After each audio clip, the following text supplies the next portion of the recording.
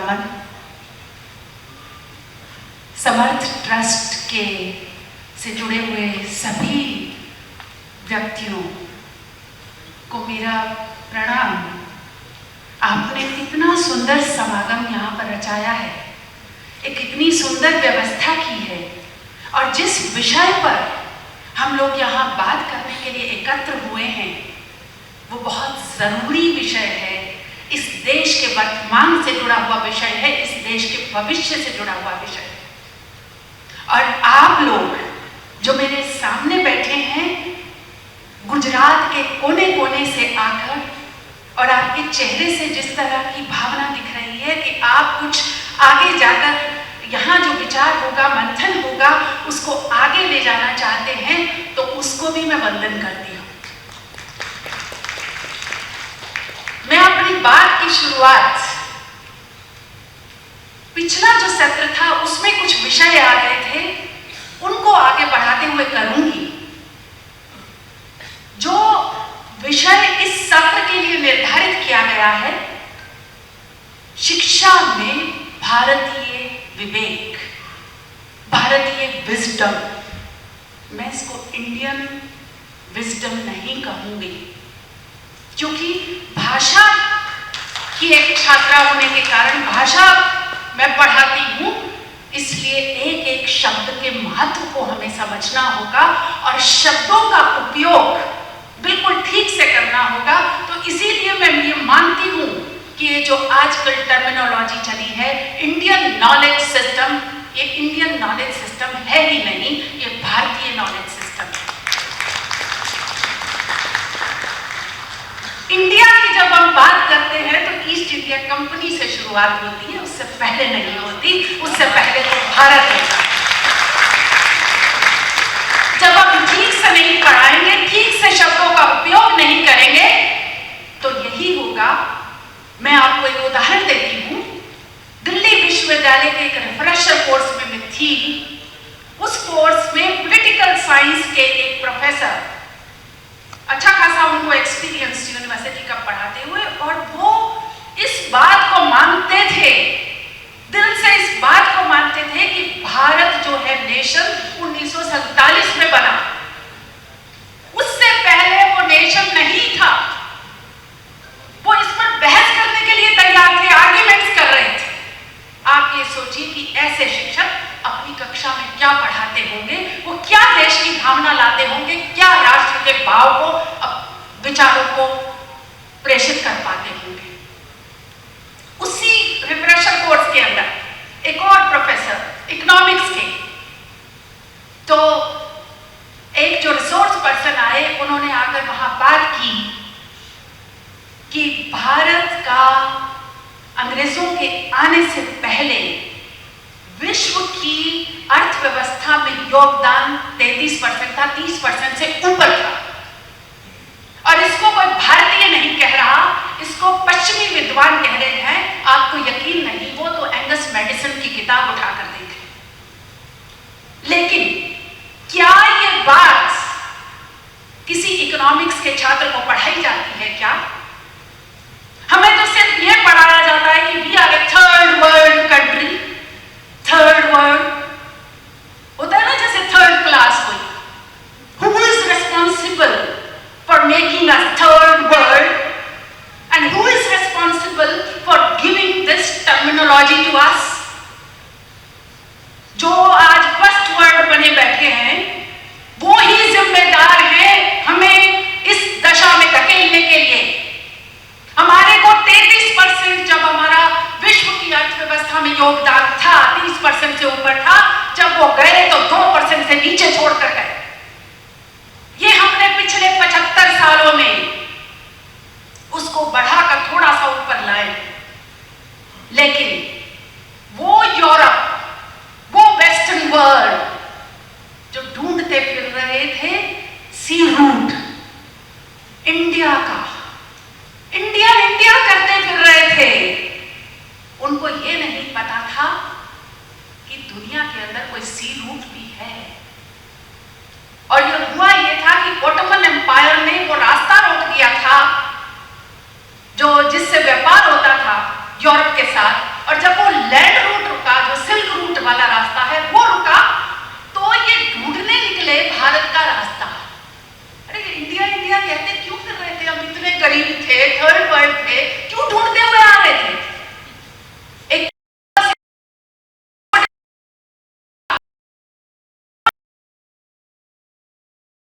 मिल गया, red Indians मिल गए। उन्होंने सोचा कि ये इंडिया है। और वास्को डी गामा जब यहाँ पहुंचते हैं तो उसको एक जो गुजराती भाई लेकर आए, उसका तो कहीं नाम नहीं है इतिहास की किताबों में। हम तो यही कहते हैं कि भारत की डिस्कवरी किसने की? ये डिस्कवरी शब्द मुझे समस्या है इससे। अरे आप हमें क्या डिस्कवर करेंगे? आप तो खुद कहीं एग्जिस्ट नहीं करते थे जब हमारी जो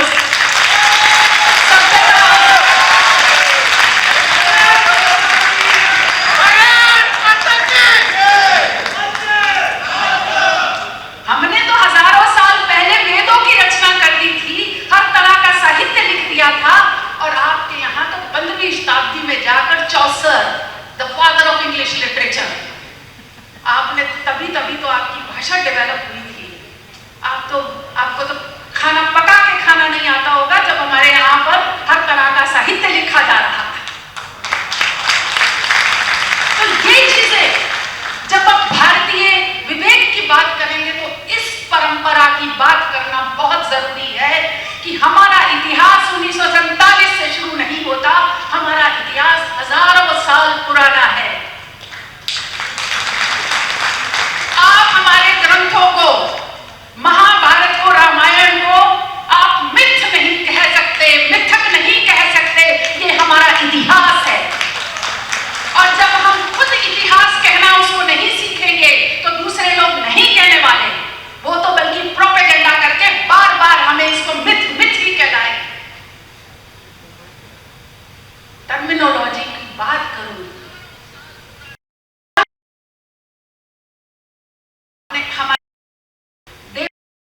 हमारे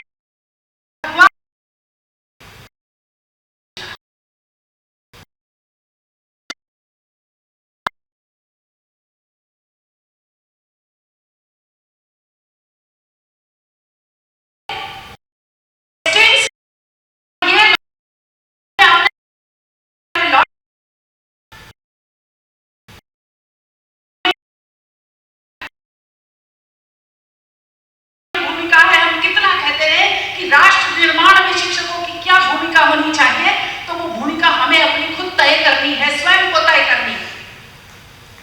जहां पर हम बात करें हम वहीं पर शिक्षक हैं। और समाज के मैं यहां पर देख रही थी कि बहुत से व्यक्ति शिक्षा के क्षेत्र से नहीं है। बहुत लोगों का परिचय आया कि ये हीरे के व्यापारी हैं, ये उस कार्य के व्यापारी हैं और ये इस कार्य के व्यापारी हैं। ये है हमारा देश जिसमें हमारे महाभारत में जब भीष्म पितामह मृत्यु शैया पर लेटे हैं और युधिष्ठिर उनके पास जाते हैं, तो जिस तरह देते हैं उसको क्यों नहीं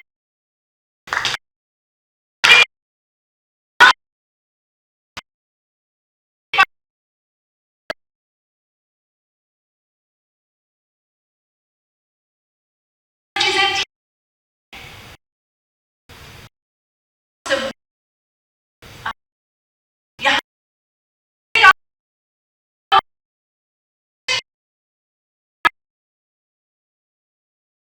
वैल्यूज हैं, उन्होंने हमें बताया।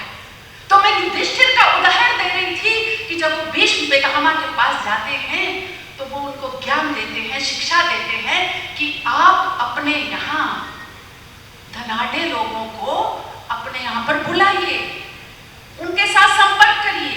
और ये हमारे देश का इतिहास है कि शिक्षा का क्षेत्र हो या कोई भी कल्याण का, समाज कल्याण का कार्य हो, उसमें समाज ने बढ़ चढ़कर हिस्सा लिया है, समाज ने पूरा योगदान दिया है। धनाढ़े वर्ग का बहुत बहुत बड़ा योगदान है उसमें। आज जो लोग कहते हैं अडानी अंबानी कह के एक तरह की गाली की तरह से उसको उपयोग में लाते हैं, तो ये तो हमारी राजनीति है। वो जो कहती है वही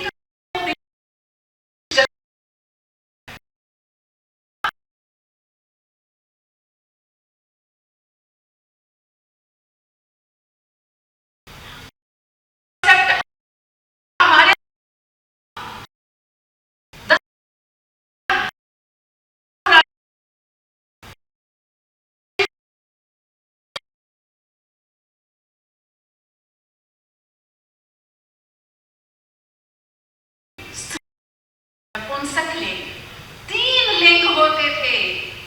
आपको कभी पढ़ाया गया क्या? आपको तो 2 ही लिंग पता है।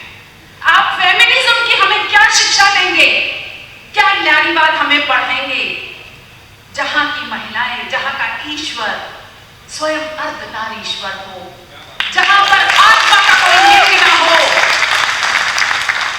आत्मा का कोई लिंग नहीं है, सब बराबर हैं, और तो और जीव भी बराबर है। जब वो आत्मा जीव में प्रवेश करती है तो वो भी उतनी ही परमात्मा का अंश होती है जितनी वो एक मनुष्य में होती है। तो वो है हमारे यहां महिला का स्थान।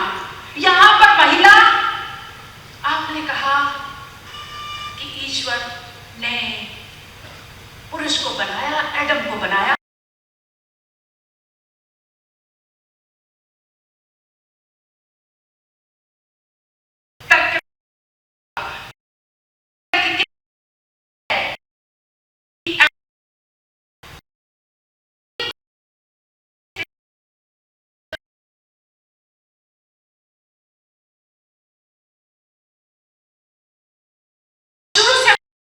नारी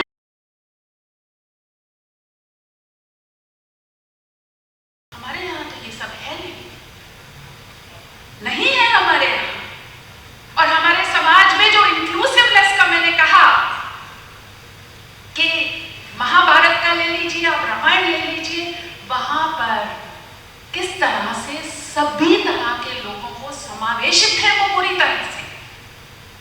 वो चाहे आज उनको आप जो है अगर करके आप एक कैटेगरी बना रहे हैं, या जो टर्म ठीक नहीं है जैसे हिजरा इस्तेमाल कर लेते हैं, लेकिन वो समाज का मेन स्ट्रीम का हिस्सा थे। तो हम उस संस्कृति को बिलोंग करते हैं, उस संस्कृति से आते हैं। और ये बात झूठ नहीं है कि जो हमारी संस्कृति है, we are the only living civilization of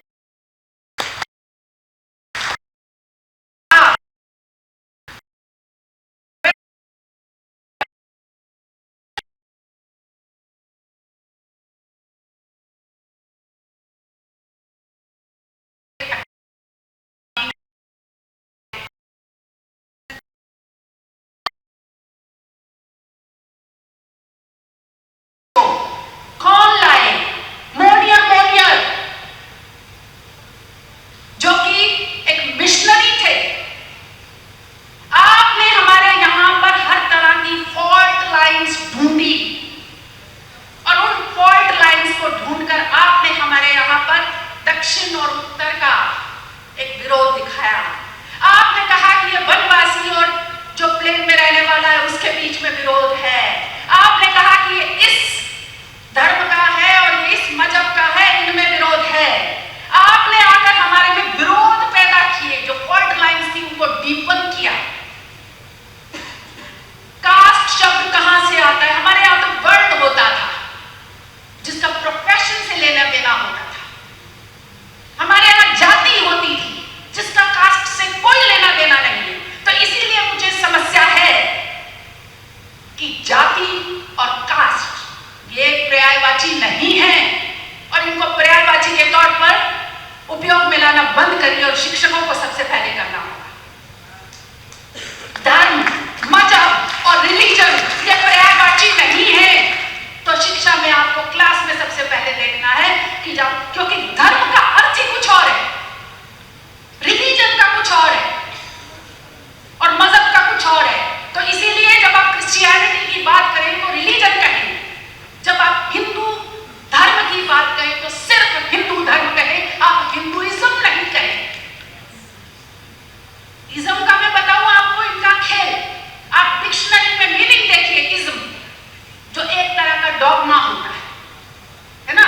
तो ये इज्म के मैंने कुछ शब्द देखे, feminism, imperialism, egoism, paganism, altruism, atheism, animism, scepticism, jingoism, surrealism, socialism, symbolism, Hinduism, Buddhism, Jainism, Sikhism, Judaism. And when it comes to Christianity तो ism कहां गया? When it comes to Islam तो इज्म कहां गया? वहां तो आपने लगाया नहीं। जब हम कहते हैं कि जो जैसे ह्यूमन से ह्यूमैनिटी होता है, मनुष्य मनुष्यता, मनुष्यत्व, तो जो क्रिश्चियनिटी तो उस तरह का की भावना आती है। तो जब हम हिंदुत्व कहते हैं तो वो एक क्लोज शब्द है, हिंदुइज्म बिल्कुल नहीं है। तो आप हमें ये बतलाना और वो सब करना बंद करिए। हम ये नहीं करेंगे कि हिंदुइज्म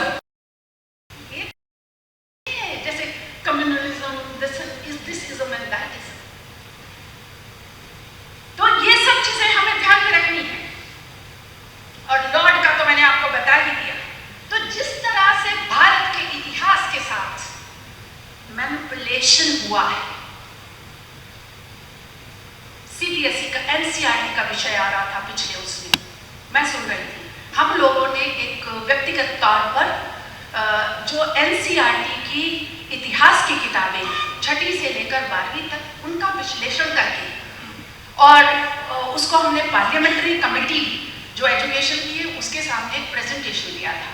तो मैं आपको बताना चाहती हूँ कि नीलाद्री भट्टाचार्य जो 2004 में जो किताबी करिकुलम बना एनसीईआरटी का, उसके चीफ एडिटर थे।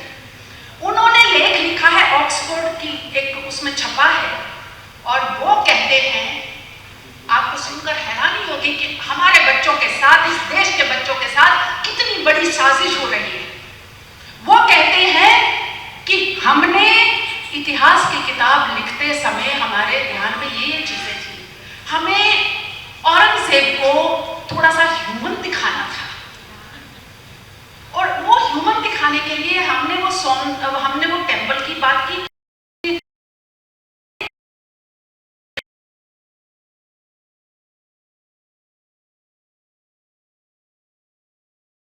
दिखाना।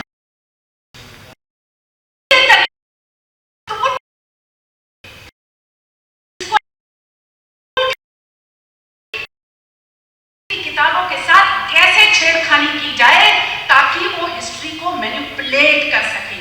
तो चुनौतियां कम नहीं हैं, चुनौतियां बाहर से हैं, चुनौतियां देश के अंदर है।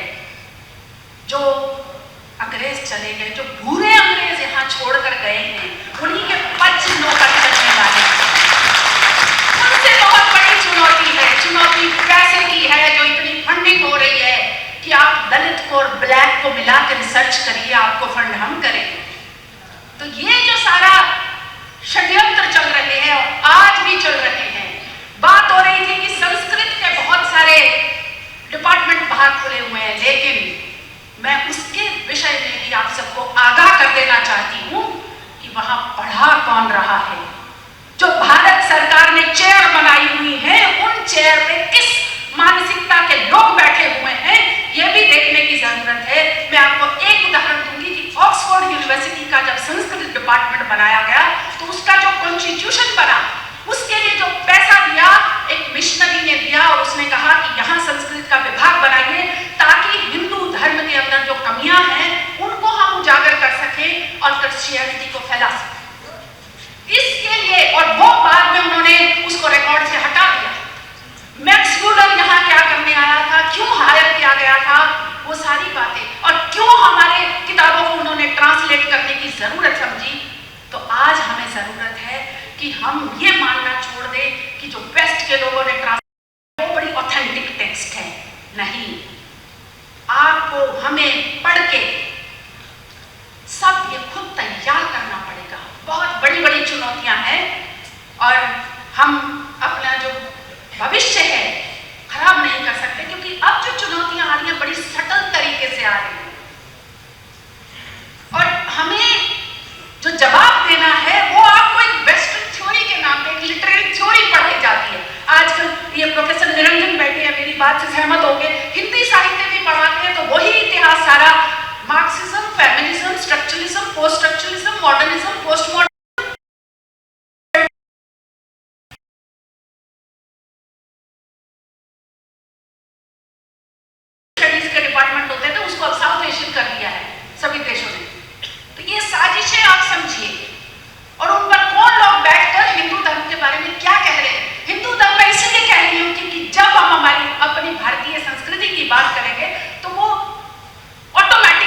धर्म की बात होगी, उस समय किसी और धर्म की बात नहीं होगी, और इसमें कोई शर्म की बात नहीं। और जो जिस देश के लोग अपने इतिहास को ठीक से नहीं समझते हैं, वो अपने भविष्य को ठीक से नहीं देख पाते।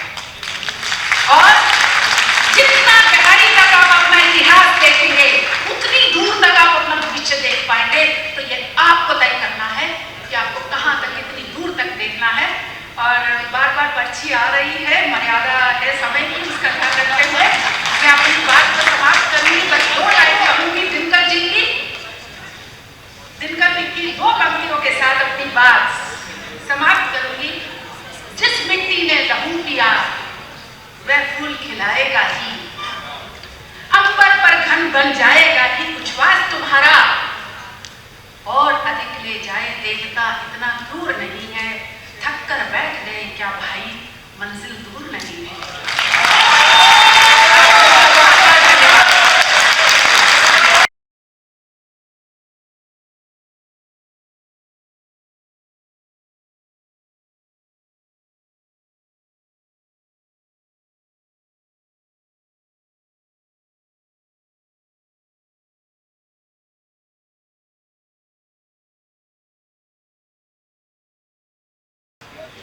मेरे सामने बैठे समर्पित लोग और अध्यापकगण और मेरे युवा छात्र मित्र, वैसे जब क्रिकेट के मैच में छक्के पर छक्का होता है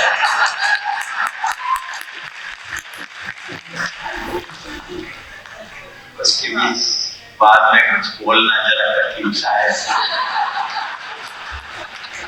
लेकिन फिर भी बोलना तो होगा ही और आपको सुनना भी होगा।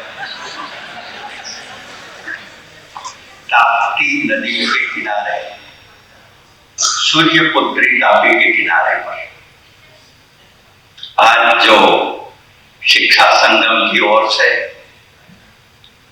जो मिलन हुआ है 3-4 दिन के लिए, ये केवल मिलन नहीं है, ये शिक्षा का अर्ध कुंभ है। कुंभ में जब हम स्नान करते हैं तो शिक्षा दीक्षा सब कुछ पा लेते हैं। तो इसीलिए और भी याद किया गया कि आज स्वामी विवेकानंद जी का दिग्विजय दिन है। शिकागो धर्म परिषद में उन्होंने पश्चिम के अबुद्ध लोगों को, मैं अबुद्ध लोगों को उनके बारे में उन्होंने कहा तो हम भी ऐसा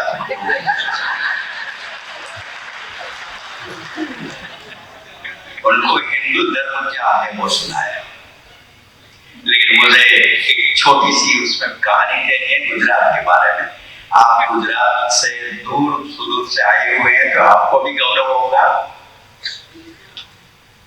कि गुजरात यात्रा 1892 में स्वामी विवेकानंद ने की। पूरे देश में सबसे ज्यादा वक्त उन्होंने गुजरात में बिताया।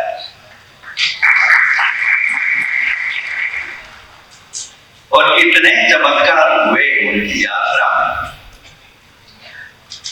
एक बार जूनागढ़ से वो पोरबंदर जाना चाहते थे। सौराष्ट्र में जो लोग आए हुए हैं उनको पता है, बीच में एक छोटा सा रेलवे स्टेशन है जेतलसर। अब जेतलसर से ट्रेन बदली जाती थी उन दिनों में, 1892 में एक ट्रेन चलती थी। पता नहीं था, स्वामी विवेकानंद नाम भी नहीं था उनका, कोई और नाम से वो कभी कभी यहाँ एक नाम दूसरी जगह दूसरा नाम ऐसा उपयोग करते थे। तो जूनागढ़ से निकले, पोरबंदर जाना था। जेतलसर कैंप, तब कैंप कहा जाता था, सौराष्ट्र में उसको काम कहते थे। तो वहां आ गए, रात की तीव्र ठंड थी और ट्रेन सुबह को जाने वाली थी पोरबंदर। रात को 8 बजे से सुबह को 6 बजे तक क्या करता, तो क्या करें। अब किंचन साधु था, जेतलसर रेलवे स्टेशन के प्लेटफॉर्म पर अपनी चद्दर डाल के सो गए। साधु लोग थे। तो जेतलसर रेलवे स्टेशन के स्टेशन मास्टर हरगोविंद दास पंड्या वो निकले रात चलने कर, देखा उन्होंने कि एक सन्यासी इसका सोया हुआ है कर, इतनी ठंड में सुबह तक जिएगा या नहीं जिएगा, इतना ठंड था। उठाया, महाराज कहाँ से, कैसे यहाँ? अरे मुझे पोरबंदर जाना है। तो पोरबंदर की ट्रेन तो सुबह को है, तो क्या वो मुझे पता है इसीलिए मैं सो गया आया। नहीं नहीं स्वामी जी चल रही, मेरे स्टाफ क्वार्टर्स में आए तो उनके घर ले गए। वैसे तो घर ले गए तो फिर स्वामी जी थे, खाना खाया और सो गए, ऐसी कहानी होती। लेकिन ऐसा नहीं हुआ। रात भर ये हरगोविंद दास और स्वामी जी के बीच चर्चा हुई। अब ये भी कम नहीं थे हरगोविंद दास, वहां श्रीमंत नथुराम शर्मा बिलखा में बहुत बड़े धर्म विशेषज्ञ, उनके शिष्य थे। तो बीच चर्चा में चली और 5 बजे तक चली। 6 बजने को है, ट्रेन आने वाली है। हरगोविंद दास जी ने बड़े विनम्र भाव से हाथ जोड़कर कहा कि स्वामी जी में तो छोटा सा आदमी, एक सामान्य लालटेन वाला स्टेशन मास्टर, लेकिन मुझे एक बात आपको कहनी है, मैं कह सकता? समझ क्या कहिए, निसंकोच। उन्होंने कहा कि मैंने अखबारों में पढ़ा है, मुझे पता नहीं कुछ क्या है, लेकिन अखबारों में पढ़ा है कि शिकागो में अमेरिका में एक विश्व धर्म परिषद होने वाली है। मैं चाहता हूं कि आप वहां जाए, वहां के अबूझ लोगों को आप सुनाए हिंदू धर्म क्या है। और जब पश्चिम आपसे प्रभावित होगा और फिर जब वापस भारत आएंगे आप, तो भारत के लोग भी खुशी के मारे आपको आपका स्वागत करेंगे। ये हमारी कमी है, ये मैं कह रहा हूं। तो शिकागो में दिग्विजय करने का जो दिन आया, उसका बीज गुजरात के छोटे से सौराष्ट्र से, ये मुझे इसीलिए याद आया, अभी याद आ गया, तो मैंने कहा कि ये भी मुझे कहना होगा। इसके साथ साथ जिस प्रकार आज चर्चा हुई, ये हमारी शिक्षा और दीक्षा तो विभिन्न प्रकार की है, सब जगह अलग अलग उनके क्षेत्र हैं, लेकिन उसका मूल क्या है, कहां जाना है हमें, कौन सा ध्येय है हमारा? हमारा ये भारतवर्ष है, भारत माता की जय है, और भारत माता की जय के आधार पर हमारी शिक्षा बननी चाहिए। ये मैं इनसे संपूर्णतया सहमत, ये होना चाहिए। और कैसा भारत है हमारा? हमारे हृदय में, दिल और दिमाग में ये स्थापित होना चाहिए कि हमारा भारत क्या है। ये देश कोई जमीन का टुकड़ा नहीं है, ये तो जीता जागता राष्ट्र पुरुष है। हिमालय जिसका मस्तक है, गौरी शंकर शिखा है, कश्मीर जिसका किरीट है, पंजाब और बंगाल दो विशाल गद्दे है, दिल्ली जिसका दिल है, विंध्याचल कटी है, नर्मदा तर्जनी है, पूर्वी घाट और पश्चिम घाट जिसके पंजे हैं, सागर जिसके चरण डुलाता है, मलयालम जिस पर विजन डुलाता है, सावन के काले काले मेघ, बादल जिसकी कुंजन केश राशि। ये देवताओं की भूमि है, ये ऋषियों की, मुनियों की, तीर्थंकरों की, अभ्यंकरों की भूमि है, ये तर्पण की भूमि है, ये अर्पण की भूमि है। इसकी नदी नदी हमारे लिए गंगा, इसका कंकर कंकर हमारे लिए शंकर, इसका कण कण हमारे लिए पवित्र है, इसका जन जन हमें प्यारा है। ये विराट राष्ट्र पुरुष खड़ा है शताब्दियों की पूंजी को संजोता हुआ। हम इसके लिए जिएंगे, हम इसके लिए मरेंगे, और हमारी हड्डियां गंगा के प्रवाह में बहेगी, तब वहां भी सुनाई देगा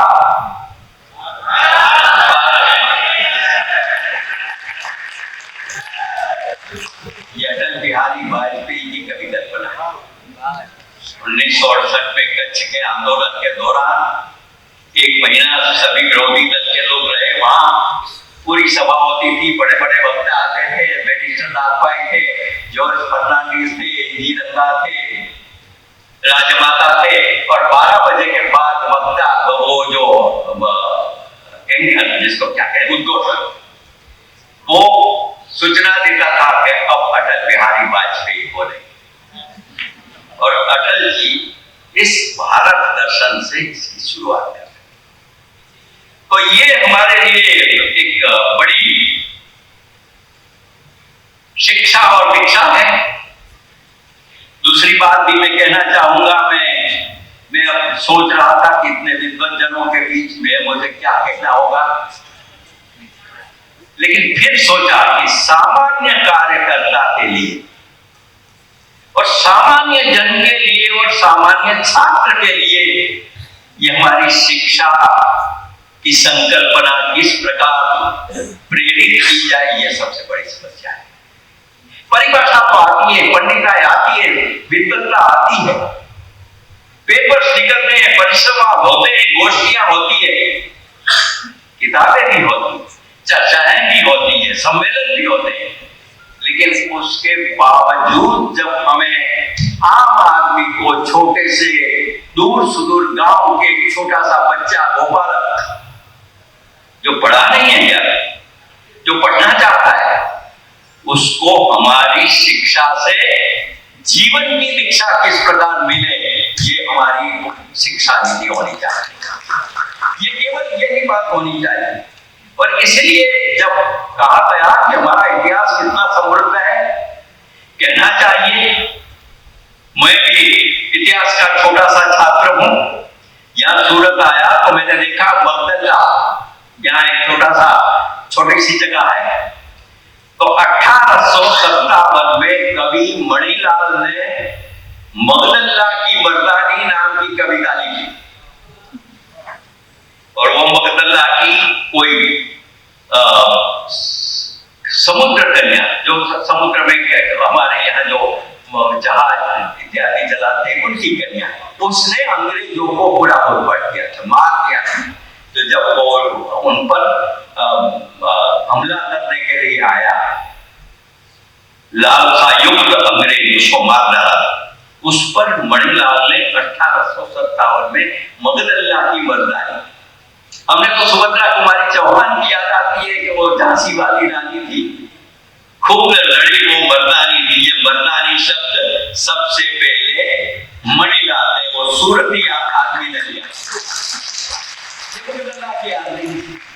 1907 में कांग्रेस का बड़ा अधिवेशन सूरत में हुआ था, और तब लोकमान्य टिळक और श्री अरविंद घोष ने तय किया और घोषित किया कि संपूर्ण हिंदुस्तान का स्वराज चाहिए, संपूर्ण भारत का स्वराज चाहिए, हमें भीख नहीं मांगनी है अंग्रेजों से।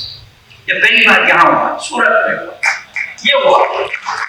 तो ये भी इतनी बहुत सी कहानियां हैं। आज मैं कहानियां सुनाने के लिए नहीं आया हूं, क्योंकि अभी पीछे से चिट्ठी आ ही जाएगी।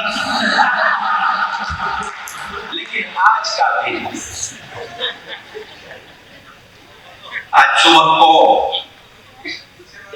आपने अंजलि बहन पंड्या के किताब का चयन किया, मैंने सुना। ये बहुत बड़ी महिला शक्ति थी, मेरा उनसे परिचय था आपातकाल के दिनों में। 1975-76 में कभी कहा गया कि मैं आपातकाल में था, जेल में भी था, और मुझे ये कहना चाहिए कि शिक्षा वहां भी मिलती है। मैं ये नहीं कहूंगा कि आपको जेल ना जाए, लेकिन शिक्षा दीक्षा तो सभी जगह होती है। अंधेरा था, कहीं छूटने का कोई दिन भी तय नहीं हुआ था। यहाँ बहुत से लोग होंगे ऐसे कि जो जेल में गए होंगे, 1,10,000 लोग, और हम लोकतंत्र की भावना की बात करते हैं, जब शिक्षा और दीक्षा के साथ हमारे संस्कार ऐसे होने चाहिए कि लोकतंत्र की सही दिशा होनी चाहिए, जो आज हो रही है। आज हमारे प्रधानमंत्री, जिसका कुछ दिनों के बाद जन्मदिन है, और सितंबर, वो करीब सितंबर में पैदा हुए बहुत से बड़े लोगों का एक इतिहास। डॉक्टर राधाकृष्णन यहाँ पैदा हुए सितंबर में। अंजलिबेन भी विदेशों में रहकर, उनका आज जन्मदिन है, विदेशों में रहकर आपातकाल के लिए भूगर्भ पत्रिकाएं और बाकी सब वहां वो तैयार कर रही थी। उनके साथ मकरंद देसाई के साथ में डॉक्टर स्वामी भी थे, और वहां से वो पूरे दुनिया में हिंदुस्तान के बारे में सही जो वास्तविकता थी, आपातकाल की, इमरजेंसी की, वो बताती। स्मगलर्स ऑफ द ट्रूथ, ये किताब भी है उन दिनों की, कभी पढ़नी चाहिए। तो वो उनसे हमारा बहुत अच्छा परिचय, और आज उनके जन्मदिन पर आप लोगों ने, शिक्षा संगम ने समर्थ भारत का ये अभियान को आज कुंभ मेले में बदल दिया है। इसके लिए मैं आपका वंदन करता हूँ, अभिनंदन करता हूँ, अभिवादन करता हूँ। आज भागवत जी का भी जन्मदिन है। राष्ट्रीय स्वयंसेवक संघ के सरल संघचालक जी का आज जन्मदिन। कुछ दिनों के बाद हमारे राम कथाकार मोरारी बाबू का भी जन्मदिन आएगा। विनोबा जी का जन्मदिन अभी गया, सितंबर के मैं कह रहा हूं सभी। डॉक्टर राधाकृष्णन थे, हमारे अंतरराष्ट्रीय पत्रकार कृष्णलाल सिद्धरानी थे, उनका भी जन्मदिन इन दिनों में आने वाला है। बड़े मजाक में मैं कह रहा हूं कि मेरे जैसे छोटी आदमी का भी जन्मदिन, लेकिन बहुत संक्षेप में, अब नहीं रखना, बहुत संक्षेप में मैं आज के विषय की चर्चा पर जा रहा हूं। इससे पहले मुझे ये कहना अनिवार्य लगा, इसलिए मैंने कह दिया। तो थोड़ा सा है, छोटा सा, बिना शिक्षित समाज का अर्थ केवल समाज और राष्ट्र का पतन नहीं, समग्र मानवता के प्रति अपराध है। लेकिन कैसी शिक्षा, कौन सी शिक्षा? विद्यालय, महाविद्यालय, विश्वविद्यालयों से निकली हुई पदवियों की शिक्षा, या फिर जो प्रचलित भाषा में विद्यालय में जाने की परिस्थिति नहीं रही, ऐसे अनपढ़ लोगों की भी शिक्षा?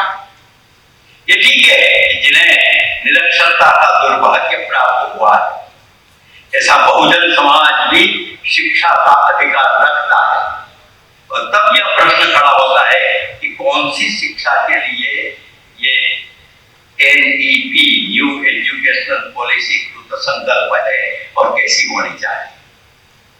इस चिंता और चिंतन के लिए हमारी शिक्षा पद्धति के अतीत को भी जानना होगा, क्योंकि बिना अतीत हम कुछ नहीं कह रहे।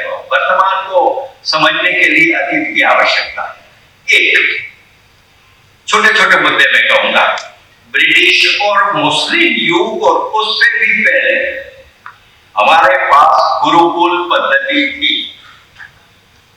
उस पद्धति ने ऋषि और ऋत्विजों के द्वारा व्यक्तिगत और सामूहिक जीवन को, चिंतन और कर्म को समृद्ध बनाने की भूमिका का निर्वहन। जिस प्रदेश में हम ये गोष्ठी कर रहे हैं, उसी गुजरात का प्राचीन शिक्षा का कैसा शिखर था, मैं एक दो बातें कहना चाहूंगा।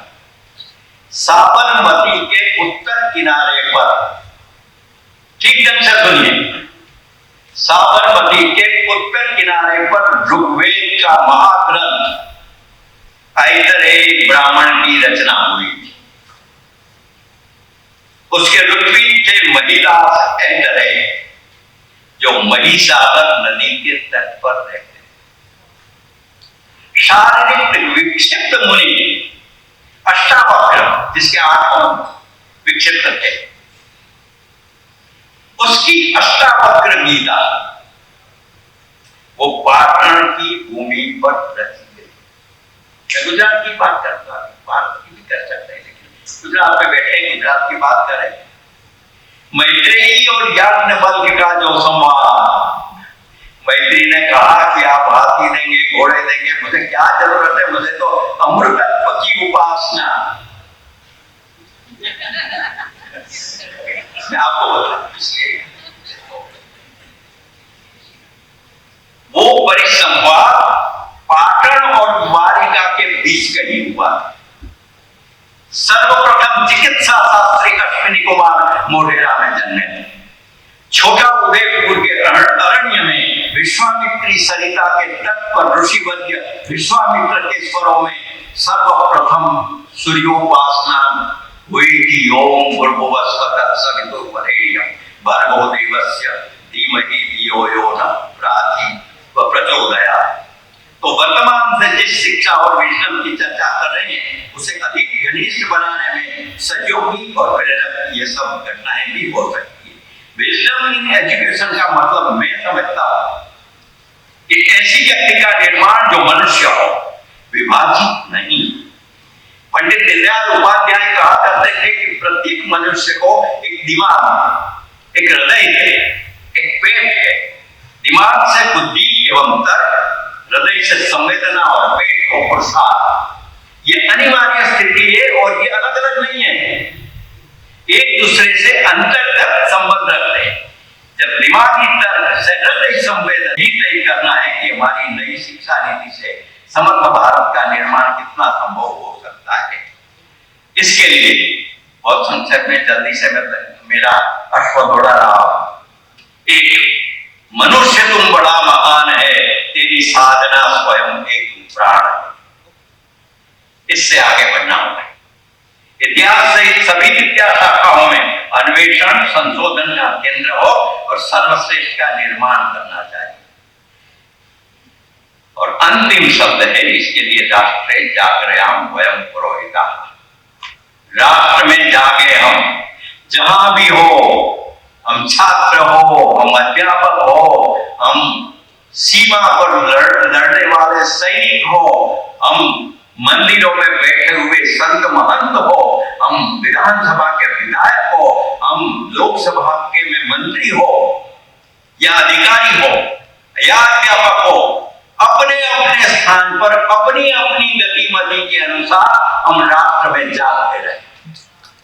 ये कहना तो सरल है लेकिन होना बड़ा कठिन है। और मैं बहुत एक छोटी सी बात कह दूं, भले ही आप जरा इस बिंदु से आ जाए, कोई बात नहीं। वैसे भी शिक्षा का मतलब, अब हिंदी में तो शिक्षा कहते हैं, लेकिन गुजराती में शिक्षा का मतलब क्या है? और तो बड़े मजाक में कभी कभी मैं कह रहा हूं कि हमारी शिक्षा सही मायनों में शिक्षा ही देती है, सजा देना। इसको बदलना है, ये बदलना चाहिए। और ये बदलने के लिए कितने आयोग, कितनी समितियां बनी। ये एनसीपी 7 भी है, इसके पूर्व राधा कृष्ण आयोग आया, कोठारी आयोग आया, मुदालियर आयोग आया, राजीव गांधी द्वारा नेशनल पॉलिसी ऑन एजुकेशन, अंग्रेजी में कहा, आचार्य राममूर्ति समिति, नॉलेज आयोग, साम पित्रोड़ा और यशपाल का सूत्रात्मक अभियान। ये सब, ये तो मैं थोड़े ही आपको मैंने गिनती की, इसे बहुत है। ये मैं नहीं कह रहा हूं कि वे नहीं रहते, उनमें भी प्रामाणिक थे। लेकिन 1882 में लॉर्ड रिपन और विलियम हंटर द्वारा शिक्षा प्रणाली का सर्वप्रथम आयोग बना, जो हिंदुस्तान को कायम के लिए गुलाम बनाने के लिए किया। तो इसी आधार में ये आगे बढ़ना है। इसको सबको सोच विचार कर क्या करना चाहिए। मैं 5 मुद्दे 2 मिनट में कहकर मेरी बात पूरी करूंगा। 1, व्यक्तिशः सामूहिक संकल्प और पुरुषार्थ करना होगा शिक्षा नीति के लिए, नई शिक्षा नीति के लिए। दूसरा, श्रेष्ठ विद्यालय, विश्वविद्यालय, महाविद्यालय और उनके चुनिंदा नेतृत्व, कुल गुरु, कुलपति, प्राचार्य, आचार्य और शिक्षक। तीसरा, छात्र का समग्र संवर्धन, शिक्षा से जिंदगी की समस्याओं में भी संघर्ष और दृढ़ता का परिचय करते हुए आगे बढ़े, ऐसा विजित मानस गढ़कर विजिगिषा। जीतना है हमें, हारना नहीं है, पराजित नहीं होना है। हिंदुस्तान को, पूरी दुनिया को बताना है कि हिंदुस्तान हिंदुस्तान है। ये इसको करने के लिए चौथा एक बड़ा संकल्प लेना पड़ेगा, इतिहास का सही मूल्यांकन, जिसके बारे में हमारी बहन ने बड़ी बात की, और राष्ट्र की अवधारणा का एक संकल्प सिंचन। तभी हम राष्ट्रे जागृयाम वयम वसुधैव कुटुंबकम सा विद्याया विमुक्तये और एकम सद्विप्रा बहुधा वदन्ति। ये 5 भव्य दिव्य पथ पर आरोपित होंगे और समर्थ भारत के लिए ये सभी आवश्यक है। वैसे भी भारतीय प्रजा, भारतीय लोगों में 400 है, पहले से ही हमारे लहू में आए हुए। हम संकल्प करते हैं पहले, फिर संकल्प के लिए समन्वय करते हैं, समन्वय के बाद संवाद रचते हैं, और फिर संघर्ष तो करना ही होता है तो संघर्ष करते हैं। तो संकल्प, समन्वय, संवाद और संघर्ष, और उसके बाद हमें सिद्धि का शिखर प्राप्त होता है। विनाश से निर्माण, ये हिंदुस्तान की भारतीयता की पहचान। तो इसी के लिए हम ये एक अंतिम शिखरस्थ एक जो सूत्र है वो भी हमें सोचना पड़ेगा। मनोर्भव, मनुष्य बने। इस वक्तव्य का शुरुआत, प्रारंभ मैंने मनुष्य तुम बड़ा महान है इस गीत से किया था। अंत में भी मैं यही कहूंगा कि मनुष्यत्व सबसे बड़ी संपत्ति भारतीय विचारधारा की है, हजारों साल पुरानी है, और उसी मनुष्यत्व के आधार पर हमें शिक्षा नीति का सही अर्थों में निर्माण, उन्होंने शब्द तो दे दिए, एक छोटी सी किताब है, और शब्द को चरितार्थ करने की जिम्मेवारी, कर्तव्य हमारा है, क्योंकि अब तो कर्तव्य पथ भी बन गया।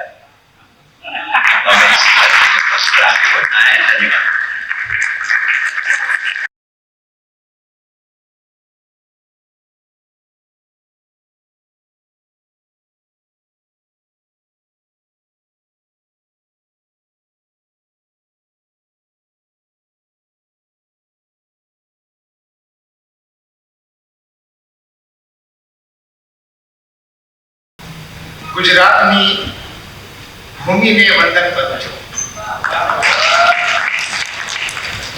મારા ગુજરાતની બહેનો તથા ભાઈઓ તથા માનનીય વિદ્વાનો, મને માફ કરી कि મને ગુજરાતી નથી આવડતી, પરંતુ मैं गुजरात तथा भारतना महान पुत्र महात्मा गांधी जी द्वारा बनाई अपना देश की राष्ट्रभाषा हिंदी में हूँ मारी बात रजू करवा जई रही हूँ।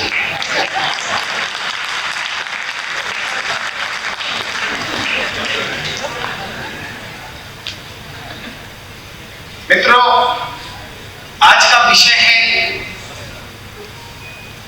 भारतीय विवेक और शिक्षा। मैं अपनी बातों में कोई जज्बाती बातें या इमोशनल इस ढंग की चर्चा ना कर शुद्ध रूप से विषय पर ही अपनी बातें रखूंगा, और इस बात को हम समझने की कोशिश करेंगे। ये भारतीय विवेक क्या है, भारतीयता क्या है, भारतीय चिंतन दृष्टि, भारतीय ज्ञान परंपरा क्या है। अगर इस देश को आप देखें, उत्तर से दक्षिण, पूरब से पश्चिम, इतनी सारी भाषाएं, इतने सारे वर्ण या जातियां, क्षेत्रों की विविधताएं, भौगोलिक, आर्थिक, सामाजिक, सांस्कृतिक, खान पान, वेशभूषा, जीवन शैली, इतनी विविधताओं के देश में भी कोई ना कोई एक सूत्र विद्यमान हमें दिखाई पड़ता है। आप देखें, आप ट्रेन से यात्रा करें, विमानों से यात्रा करें, आपस में बातचीत करें, मिले, वह एक सूत्रता क्या है जिसे हम भारतीयता कहते हैं? वह भारतीय जीवन दृष्टि क्या है? इस बात को समझने की जरूरत है। अगर इस बात को हम समझें तो फिर हम शिक्षा में इस सूत्र को कैसे ला सकते हैं, या नई राष्ट्रीय शिक्षा नीति 2020 जो इस राज्य के और इस देश के एक और महान सपूत प्रधानमंत्री माननीय मोदी जी के संरक्षण में आई, उनके मार्गदर्शन में आई, तो फिर उसको हम डिकोड कर सकते हैं। तो मित्रों, जो ये भारतीयता है, भारतीय जीवन दृष्टि है, वह है ईशावश्यम इदम सर्वम।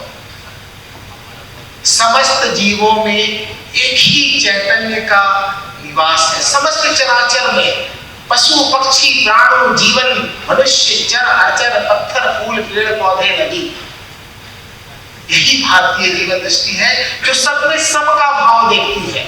और इसीलिए भारतीय चिंतन परंपरा सर्वे भवन्तु सुखिनः की बात करती है, और इसीलिए हम वसुधैव कुटुंबकम की भी बात करते हैं। और यह जीवन दृष्टि शिक्षा में कैसे व्यक्त होती है या कैसे व्यक्त होना चाहिए, यही आज का विषय है जो आज के आयोजकों ने बहुत ही सोच विचार के रखा था। मित्रों, जब इस शिक्षण की बात की जाती है भारतीय चिंतन परंपरा में, तो आप देखें कि भारतीय ज्ञान परंपरा या चिंतन परंपरा के बारे में पूरे पश्चिम में मैक्स मूलर मैकाले की लगातार चर्चा होती है, और पश्चिम के तमाम दार्शनिकों ने कहा कि भारतीय दृष्टि आध्यात्मिक दृष्टि है। सही है, भारतीय दृष्टि आध्यात्मिक दृष्टि है, लेकिन भारतीय दृष्टि आध्यात्मिक होते हुए भी जीवन के अन्य पक्षों का परिहार नहीं करती है, निषेध नहीं करती है। धर्म, अर्थ, काम, मोक्ष वाले देश हम ही हैं। पुरुषार्थ चतुष्टय के जो 4 पुरुषार्थ हैं, अर्थ और काम, इस भौतिक वस्तुएं हैं, लेकिन ये भौतिक वस्तुएं भी अर्थ और काम, अर्थ का मतलब आप जानते हैं, धन और जो वर्ल्डली डिजायर्स है, और उसी तरह से काम भी, काम का अर्थ केवल एक ही संकीर्ण अर्थों में ना लिया जाए इसे। तो अर्थ और काम, लेकिन अर्थ और काम धर्म के रास्ते से ही पाया जाता है या पाया जाना चाहिए। और यह धर्म क्या है? अभी किसी ने चर्चा किया कि धर्म सिर्फ हम मजहब या रिलीजन के संदर्भ में ना देखें, धर्म बहुत ही व्यापक अवधारणा है। एक पिता का धर्म होता है, एक पुत्र का धर्म होता है, राष्ट्र धर्म होता है, राजा का धर्म होता है, शिक्षक का भी धर्म होता है। धर्म सिर्फ पूजा पद्धति नहीं है, और इसीलिए धर्म की दृष्टि क्या है? सद्विचार, सदकर्म, सदमार्ग, सदकार्य और सदचिंतन, अर्थात एक ऐसे चरित्र का निर्माण जो इन रास्तों पर चलकर अर्थ और काम के माध्यम से फिर अंत में मोक्ष के रास्ते पर जाता है। यही धर्म, इसी धर्म की उपलब्धि हमारे भारतीय चिंतन परंपरा का पहला पड़ाव है, पहला चरण है, जो भारतीय शिक्षा के माध्यम से भी पूरा करने की बात की जाती रही है प्राचीन काल से। इसीलिए आप देखेंगे पुरुषार्थ चतुष्टय में पहली जो सीढ़ी है वह धर्म है। और गुरुकुल परंपरा में हम क्या करते थे? धर्म को सीखते थे। गुरुकुल परंपरा में एक विद्यार्थी जब जाता था, चूंकि बाल्यकाल से, तो वह सारे सदकार्य को, सदमार्ग को, सदाचरण को और सदविचारों को सीखता था। अर्थात एक अच्छे चरित्र का निर्माण,